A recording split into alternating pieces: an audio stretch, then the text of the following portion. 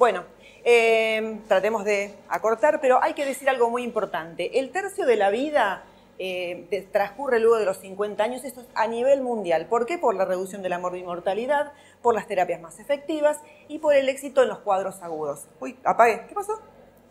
Ah, perdón. ¡Ay, qué susto! Según la esperanza de vida, las mujeres pasarán más de un tercio de su vida en climaterio y la menopausia se produce más o menos alrededor de los 50 años y en países menos desarrollados 3 o 4 años antes. La menopausia precoz se va a asociar con mayor riesgo de osteoporosis y de enfermedad cardiovascular, la tardía con mayor riesgo de cáncer estrógeno dependientes, como el de endometrio y de mama, en la sexta década de la vida, enfermedades crónicas, porque ese es el síntoma a largo plazo del climaterio, obesidad, síndrome cardiometabólico, enfermedad cardiovascular, osteoporosis, artritis, demencia y enfermedades del deterioro cognitivo y los cánceres. Ahora, las mujeres viven 8 años más que el hombre, pero la mujer se enferma más y el hombre se muere más rápido. ¿Por qué? Consultan más las mujeres. Entonces, si consideramos la transición a la menopausia, este es el periodo crítico. Si algo se tienen que llevar de este curso es que, como bien se habló durante el transcurso de las charlas, es el periodo crítico en el cual yo puedo detectar patologías, prevenir y es un periodo codo entre estados de salud, enfermedad, incapacidad. Y la importancia de esto va a ser que tengo que reevaluar el estilo de vida, como bien lo dijo las doctoras anteriores. O sea, la paciente tiene que hacer dieta, actividad física, reconocer a tiempo los problemas de salud, fomentar los hábitos saludables, y este estado de salud va a depender de la habilidad de la paciente de adaptarse, eso vamos hablando con las doctoras de este periodo de vida, para adaptarse a los cambios y al manejo propio de estos problemas. ¿Cuáles son las enfermedades prevalentes del climaterio? La enfermedad cardiovascular, la diabetes, la osteoporosis, las enfermedades neurológicas, las alteraciones urogenitales y los cánceres. Según la OMS, y en este estudio de Maturitas, se ve que los 11 problemas principales de salud que actúan sobre la mortalidad, la morbilidad, la discapacidad y la calidad de vida de las pacientes son, primero, enfermedad cardiovascular. Segundo, musculoesqueléticos, todos los trastornos. Los cánceres, deterioro cognitivo y demencia, EPOC, diabetes, síndrome metabólico, depresión y síntomas vasomotores. Y los trastornos del sueño y la migraña. No hay tiempo hoy para correlacionar los síntomas de climaterio como los síntomas vasomotores, que están muy relacionados con los síntomas con los riesgos de enfermedad cardiovascular y las alteraciones del sueño. ¿Cuál es el ranking de la mortalidad, de las causas de mortalidad en mujeres mayores de 50 años? Entre los 50 y los 69 años, el infarto de miocardio. Hay que decir otra cosa que se tienen que llevar hoy de acá es, ¿de qué se mueren las mujeres? Las mujeres se mueren de riesgo cardiovascular, se mueren del corazón. Es la primera causa de mortalidad. Si le preguntamos a las mujeres, dicen de cáncer de mama. No, las mujeres se mueren del corazón. Después vamos a ver por qué. Accidente cerebrovascular, cáncer de mama, pulmón, colon, cirrosis, EPOC, cáncer de ovario, diabetes, páncreas, gástrico, cervix, ¿sí? Según la OMS en el 2015, y después de los 70 años, también infarto de miocardio, ACV, Alzheimer, neumonía, EPOC y otras enfermedades, cánceres y enfermedades crónicas. La enfermedad cardiovascular, como yo le dije, la primera causa de muerte, ¿sí? Entonces, hay datos alarmantes. La enfermedad cardiovascular sigue siendo la principal causa de muerte y esto es, mata a más mujeres cada año que todos los cánceres combinados. En el 2013, ¿sí?, se estableció que más o menos 17.3 millones de muertes en el año y la proyección al 2030 va a ser de 23.6 millones. En Estados Unidos, 1 de cada 3 mujeres adultas tiene alguna forma de enfermedad cardiovascular. Esta es la causa de mortalidad en el censo del 2010. Fíjense que la causa de mortalidad más alta es enfermedad cardiovascular, luego todos los cánceres, cáncer de mama y luego sigue de cáncer de útero y de ovario. El riesgo va a ser la edad, principalmente, la hipertensión arterial, la dislipemia, la diabetes, los antecedentes familiares de enfermedad cardiovascular prematura, el tabaquismo, el estilo de vida sedentario, la mala alimentación y esto, estoy hablando recién con una doctora que es médica clínica, que está haciendo el curso, este curso de climaterio y que hice otros, tenemos un nuevo factor de riesgo, que los que hacen obstetricia tienen que tenerlo muy en cuenta. Es el antecedente de embarazo complicado por eclampsia, diabetes gestacional o hipertensión en el embarazo. Este es un nuevo factor de riesgo cardiovascular, o sea que nosotros tratamos a las mujeres a través de toda su vida, la parte reproductiva, luego en el climaterio, entonces es un momento clave para estudiarlas. La enfermedad coronaria en la mujer tiene algunas características muy particulares. Primero que las placas ateroscleróticas son más difusas, ¿sí? Entonces yo por una angiografía va a ser más difícil detectarla y esta microangiopatía va a comprometer vasos pequeños, la cual la angiografía yo la voy a ver difusa, y tiene síntomas atípicos que el médico, contaba una cardióloga en nuestro congreso de controversias, que casos de pacientes que van a una guardia, el paciente típico que le duele el pecho, el hombre que le duele el pecho, la pata de elefante sobre el tórax. En cambio la mujer dice, me siento cansada, tengo malestares, tengo náuseas, estoy fatigada, tengo palpitaciones, sudoración. Esos son síntomas a tener en cuenta. El dolor no siempre se asocia a esfuerzos. Vieron que el hombre por ahí va a tener una claudicación con el tiempo, la insuficiencia, el angor pectoris, o el dolor a pequeño, mediano esfuerzo. Va sucediéndose, esto no es típico en la mujer. El 50% solamente va a tener esto. ¿Y qué va a pasar? Que la primera manifestación coronaria, manifestación va a ser el infarto. Entonces, es algo a tener muy en cuenta. Entonces, el factor de riesgo importante es la hipertensión arterial. También está, tanto en hombres como mujeres, infradiagnosticada y también insuficientemente tratada. En los países desarrollados, el 30% de las mujeres adultas lo tienen y los pacientes con más bajos ingresos, por ahí por dietas inadecuadas, lo tienen hasta un 53%. Como les dije, tener en cuenta el trastorno hipertensivo en el embarazo, y la moderada o límite tiene que ser hasta menos de 140/90, porque esta disfunción endotelial que causa la hipertensión va a traer más complicaciones cardiovasculares en las mujeres que en el hombre. La dislipemia, ¿sí? Sabemos que los estrógenos son altamente protectores, tanto del endotelio, ¿sí?, como de los lípidos, a través de receptores, que hoy es bastante largo explicarlo, pero esta posmenopausia va a aumentar el LDL por menor actividad de los receptores del LDL, disminución del HDL por alteración de la lipasa hepática y aumento de los triglicéridos por mayor síntesis de VDLL.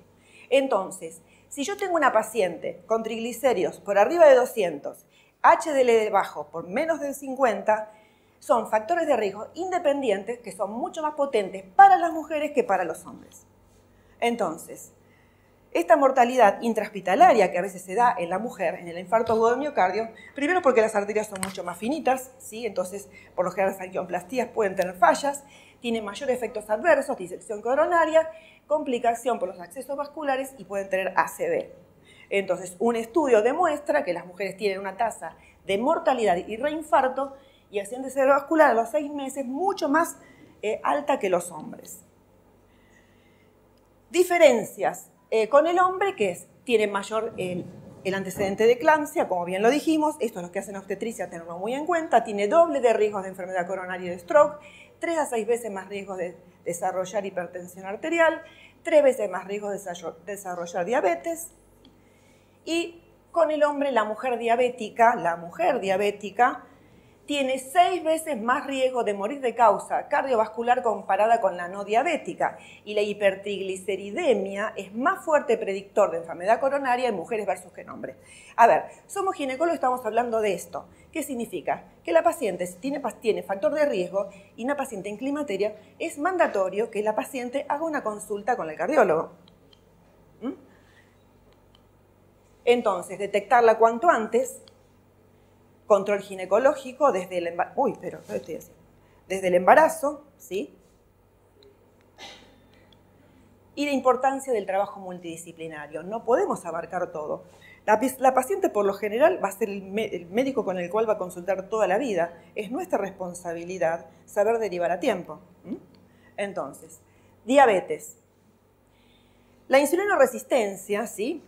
Y acá empezamos a hablar, también Alejandra habló del aumento de peso, ¿sí? Bueno, una cosa es que aumente un poquito de peso y otra cosa es el exceso de peso, o la insulinoresistencia y la diabetes son altamente prevalentes en la mujer de la mediana edad y esta prevalencia va aumentando, ¿sí? Vivimos más, entonces, es cuanto mayores patologías vamos teniendo. El metabolismo de la glucosa empeora con el aumento de peso y el envejecimiento. Entonces, una detección con hemoglobina glicosilada y una prueba de tolerancia a la glucosa es recomendable considerar yo tengo una paciente obesa. Sí o sí se lo tengo que pedir.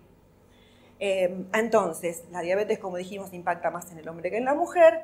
Ya dije, hablamos de la diabetes gestacional, por su alta transformación con el tiempo, con la diabetes tipo 2. El riesgo de eventos cardiovasculares es 3 veces mayores en las diabéticas que en las no diabéticas y con mayor mortalidad por enfermedad coronaria comparada con los hombres. La obesidad. Hablamos de obesidad. Si hablamos de, evidentemente hay una cosa, como bien explicó Alejandra, que es el tema de las mujeres con estrógenos tienen curvas, las mujeres sin estrógenos tienden a perderlas, ¿sí? A no ser que vayamos al cirujano plástico y que hagamos de todo, ¿sí? Entonces yo digo, bueno, ¿cómo haces para estar bien? Y bueno, haces de todo, haces gimnasia, haces dieta, pero bueno, el tiempo es tirano. Entonces se asocia con aumento de peso y otros factores de riesgo, y es muy frecuente este síndrome metabólico. Y hay que tener en cuenta la obesidad, medir la circunferencia abdominal y la recomendación de las cifras entre 80 y 88 para las mujeres en América Latina. Entonces, independientemente del LDL, las estatinas las tengo que recomendar o las puedo recomendar en pacientes con diabetes entre los 40 y 50 años para reducir el riesgo de enfermedad cardiovascular. Hay que controlar la tensión arterial por medios farmacológicos y no farmacológicos. Acá también, obviamente, la tenemos que derivar al cardiólogo. Y el objetivo es que la paciente, tenga con diabetes tenga una tensión arterial menos a 140/80. Cuando hablamos de osteoporosis es otra enfermedad que se provoca a largo plazo. Tengo que acá, vamos a tratar de ser escuetos. Entonces decimos, ¿qué es la osteoporosis? Es una enfermedad sistémica, fundamentalmente, porque va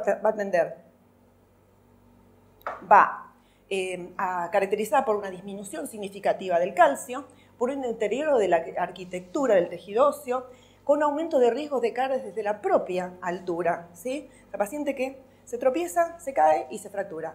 Eso es una fractura por fragilidad, caer desde su propia altura.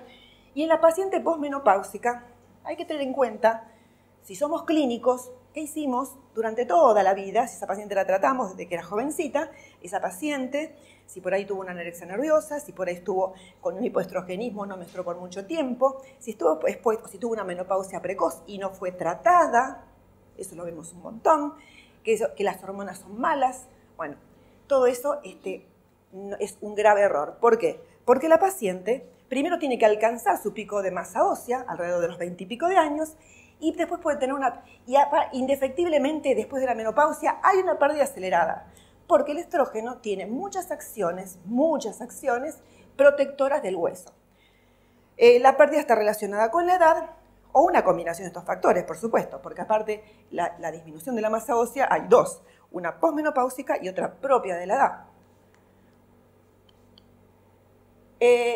Según la OMS, una de cada 4 mujeres mayores de 50 años va a desarrollar osteoporosis, 2 osteopenia y una va a ser normal. O sea, si tomamos 4 personas, 4 mujeres de nosotras, y nos medimos, una de nosotras tiene osteoporosis. ¿Qué pasa? El estrógeno, como le dije, le ayuda a mantener la fortaleza ósea y el tiempo crucial, como bien lo dijo Alejandra, es la transición. Son los periodos premenopáusicos y el posmenopáusico precoz, o sea, cerquita. Digamos que las intervenciones médicas tienen que ser precoces, después seguramente se va a hablar de eso. La reducción ocurre primero más que nada en el primer año antes y después de los 2 últimos años posteriores. Entonces, tenemos que identificarlas y tratarlas. Entonces, también hay otras causas de privación, también puede ser algunas drogas, por ejemplo, los glucocorticoides, el ejercicio físico excesivo, aquellas pacientes que son maratonistas, que dejan de menstruar, la no ovulación y la menorrea, pacientes que no ovulan, ¿sí? La menopausia natural, la quirúrgica, aquellas pacientes con anexohisterectomía que no le hacen tratamiento, yo lo he visto, ¿sí? Es mandatorio, Entonces, esta deprivación estrogénica es factor clave para la patogenia, para la pérdida de óseo y el aumento de la reabsorción. Entonces, los factores, vamos a ir pasando un poquitito. Esto quiero detenerme acá por algo. Nosotros hablamos mucho de osteoporosis, ¿sí? Pero también tenemos que tener en cuenta la osteopenia, que en la Argentina, ¿sí? La prevalencia, según la IOF, es las fracturas vertebrales, esa que por ahí nosotros no diagnosticamos.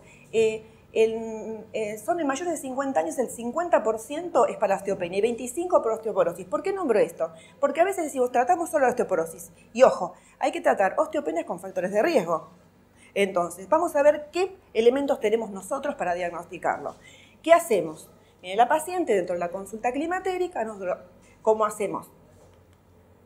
Pedimos una densitometría, ahora vamos a ver cuándo, una radiografía de columna, laboratorio, que puede ser, esto todo en un contexto clínico y tengo que ver hasta dónde puedo manejarlo yo y cuándo tengo que derivar. Y hay una herramienta, el CELFRAC, que es online, que permite calcular el riesgo de fractura que la paciente va a tener de acá a 10 años. ¿Sí? Esto se toma online, se pone todos los datos de la paciente, ahí está por países, y luego hay un número con el cual te dice si esa paciente puede tener riesgo de fractura a 10 años. Se toma todos los factores de riesgo, que no los voy a nombrar, que los que les nombré anteriormente. Entonces, ¿cuándo yo voy a indicar una densitometría? ¿Sí? Según las guías argentinas, en las mujeres mayores de 65 años, pero a toda paciente posmenopáusica que presente factores de riesgo. Si esa paciente es muy flaquita, si esa paciente no come bien, si esa paciente es sedentaria, si la paciente fuma, le voy a pedir una densitometría. Estas son las recomendaciones, ¿sí? Entonces, la fractura vertebral es esa que no se siente porque es el ladrón silencioso. Entonces, aquella paciente que, pero me duele un poco la espalda, no trae síntomas, pero ¿qué pasa? Le pedimos una radiografía y vemos, simplemente, sin ser demasiado, damos cuenta que hay un aplastamiento vertebral. Entonces, ¿qué pasa con esto? ¿Cuál es la importancia? Que una fractura previa va a duplicar el riesgo de cualquier fractura subsiguiente. Esa es la importancia. Y la segunda fractura va a ocurrir entre los 6 y 8 meses posteriores. Entonces, la importancia de la acción precoz y del tratamiento precoz es sumamente importante. Entonces, el objetivo es prevenir la fractura por fragilidad, ¿sí? Y aparte en aquellos que tienen un T-score obviamente mayor de 2, ¿sí? Menor de 2, de 2,5, o aquella paciente que esté con osteopenia de -1 a -2 con factores de riesgo. Alteraciones neurológicas. ¿Qué pasa?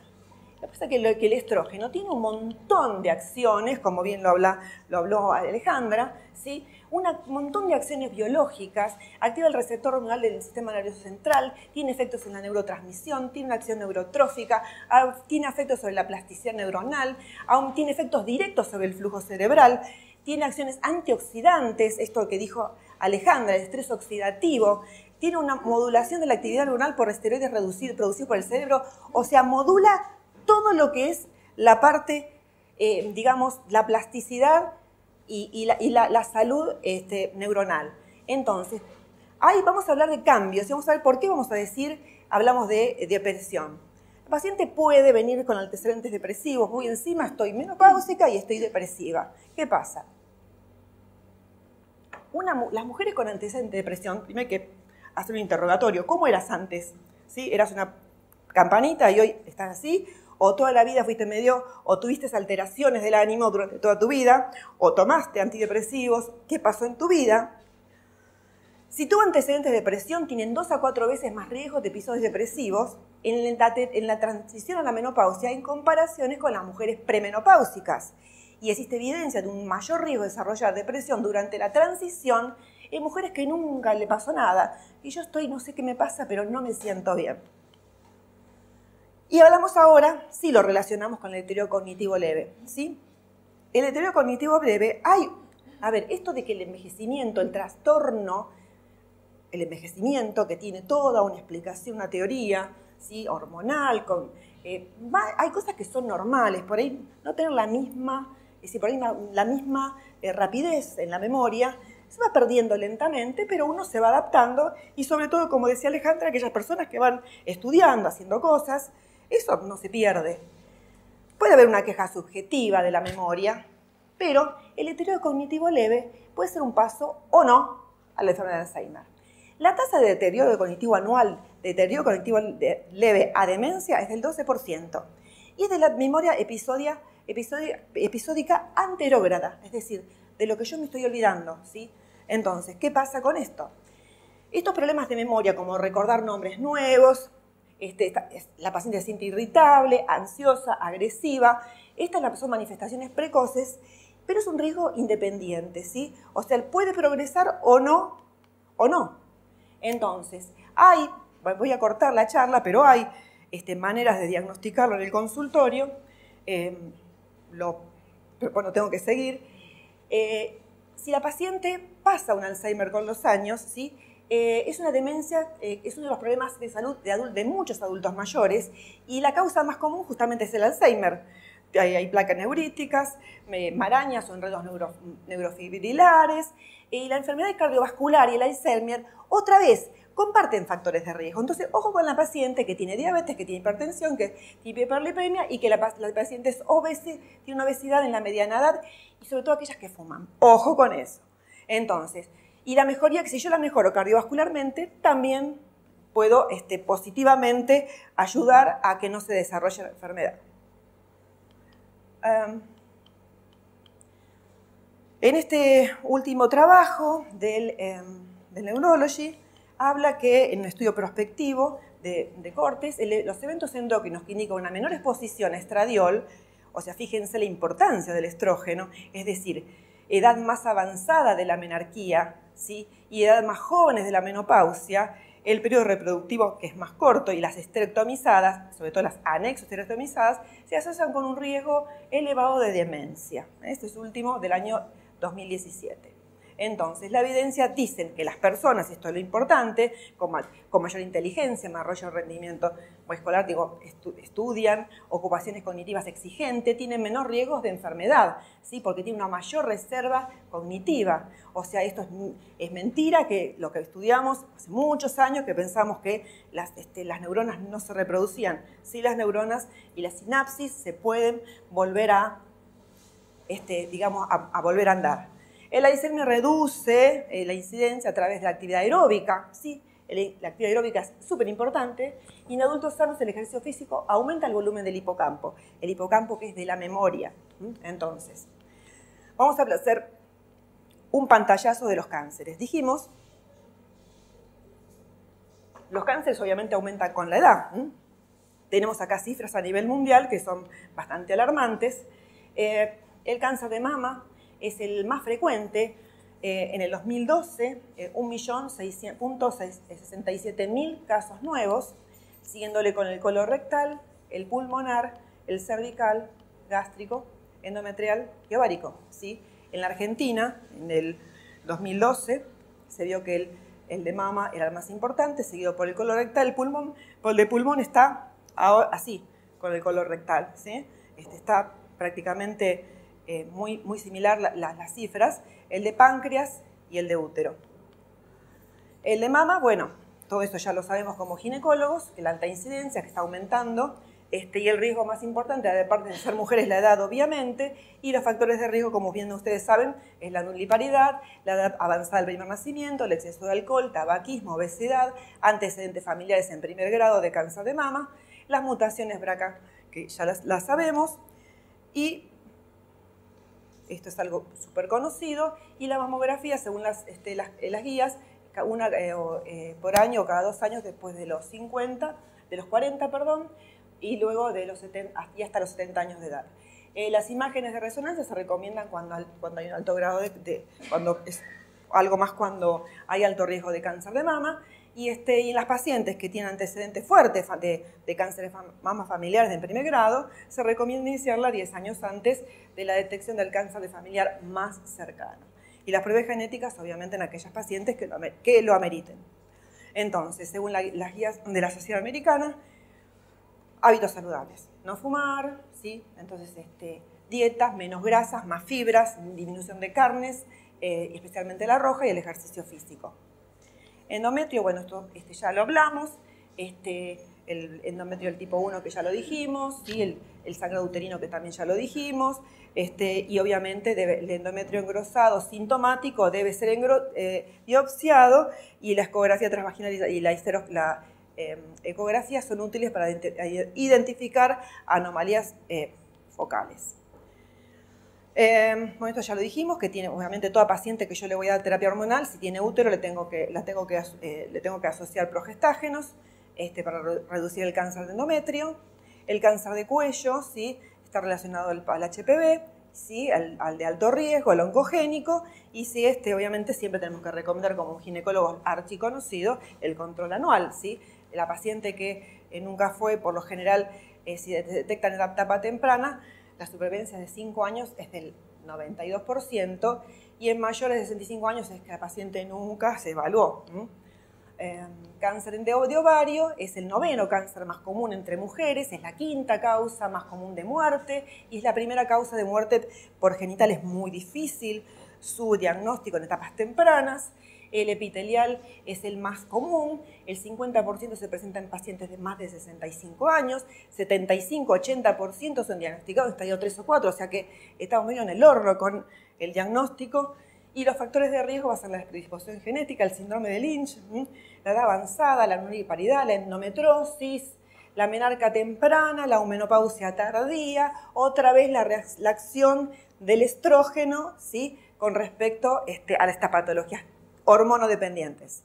Y hay que tener, bueno, y otra vez decimos que no tenerle miedo a los anticonceptivos porque disminuye el riesgo en un 50%. Y los signos son distensión abdominal, dolor pélvico, frecuencia urinaria, que ocurre a diario durante semanas.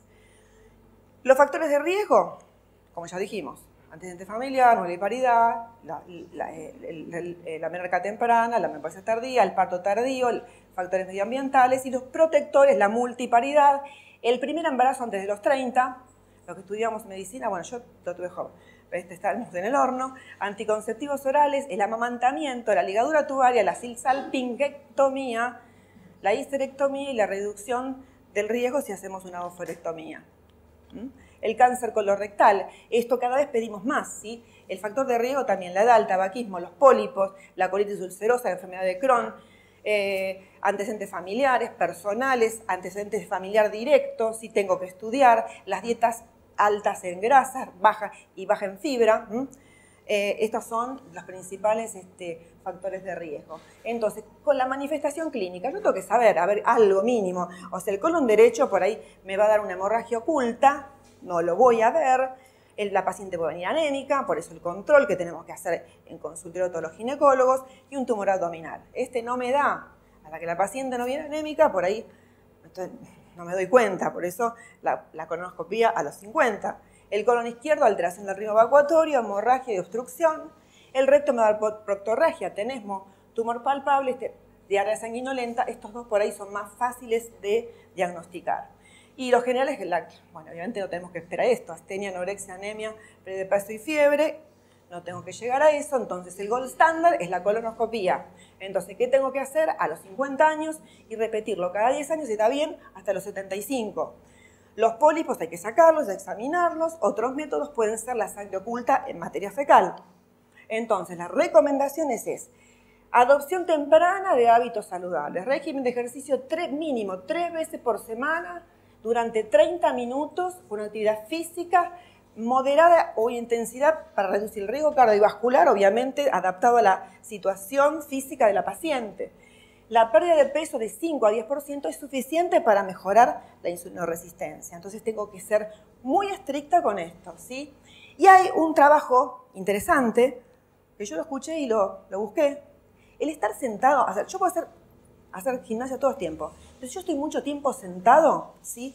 El estar sentado es un factor de riesgo para la mortalidad por todas las causas, independientemente de la actividad física. Si quieren esto, búsquenlo, es interesante. O sea, si yo estoy sentada todo el día en el consultorio, en el hospital, y no me levanto, ¿sí? Pero voy 3 veces por semana al gimnasio, eso solo no me alcanza.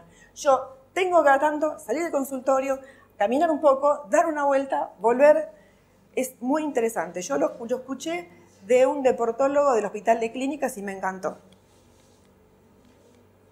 También el yoga, esto, ¿sí?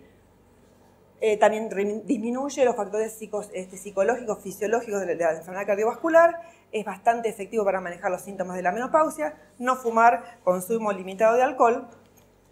Ay, pero por favor. Entonces, ¿qué hacemos nosotros? Tratar en la transición, en la menopausia, las intervenciones médicas adecuadas, recomendar estilos de vida y aparte derivar a los... O sea, tengo que tener una limitación. ¿Cuándo tengo que derivar? Al cardiólogo, al osteólogo, al endocrinólogo, ¿sí? Y el envejecimiento saludable es un concepto muy, muy, muy amplio. También tengo que rodearme de relaciones personales positivas.